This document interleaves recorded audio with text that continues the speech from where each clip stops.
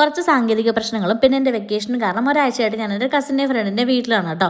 അപ്പോൾ അവിടുത്തെ ഒരു ദിവസത്തെ വീഡിയോ ആണ് നമ്മൾ കാണാൻ വേണ്ടി പോകുന്നത്. രാവിലെ തന്നെ സുലൈമാനി എന്ന് പറഞ്ഞിട്ട് കട്ട ചായ ഒക്കെ ഉണ്ടാക്കി തന്നിട്ടുണ്ടായിരുന്നു ഇഷ. അത് കഴിഞ്ഞപ്പോഴേക്കും നമ്മൾ ബ്രേക്ക്ഫാസ്റ്റിന് മധുരക്കിഴങ്ങും മീൻ കറി എല്ലാം കൂട്ടി കഴിച്ചിട്ടുണ്ടായിരുന്നു. പിന്നെ നമ്മൾ വീട്ടിലേക്കൊക്കെ വിളിച്ചു.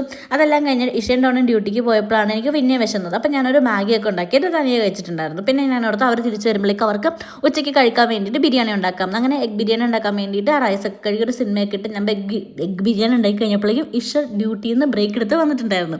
വന്ന വഴി പാത്രമൊക്കെ തുറന്നു നോക്കി കുട്ടി ബിരിയാണി കണ്ട് ഞെട്ടി. പിന്നെ ഇത്ര ഞെട്ടാനൊന്നും ഇല്ല കേട്ടോ, ഒരു നോർമൽ ആവറേജ് ബിരിയാണി ആയിരുന്നെങ്കിലും എക്സ്പ്രഷനൊക്കെ ഇട്ട് തകർത്ത് തന്നിട്ടുണ്ട്. ഭയങ്കര സൂപ്പറായിരുന്നൊക്കെ അവർ പറഞ്ഞു. പക്ഷെ എനിക്കറിയാം. പിന്നെ ഡോണ വന്നിട്ടുണ്ടായിരുന്നു. ഡോണയ്ക്കും ഞാൻ ബിരിയാണി ഉണ്ടാക്കി കൊടുത്തിട്ടുണ്ടായിരുന്നു. അവർക്ക് സന്തോഷമായി. പക്ഷെ എനിക്ക് സന്തോഷമായില്ല. കാരണം എനിക്കറിയാം 1.5 മാസം കഴിഞ്ഞിട്ട് ഞാൻ ജോലിക്ക് പോവാണ് അടുത്ത ദിവസം. എനിക്കത് ആലോചിക്കുമ്പോൾ അങ്ങ് ടെൻഷനും സങ്കടമൊക്കെ വരുമായിരുന്നു. അപ്പോൾ ഈ വീഡിയോ ഇത്രയൊക്കെ ഉള്ളൂ. ഞാൻ പോയിട്ട് പിന്നെ വരാം. ബൈ.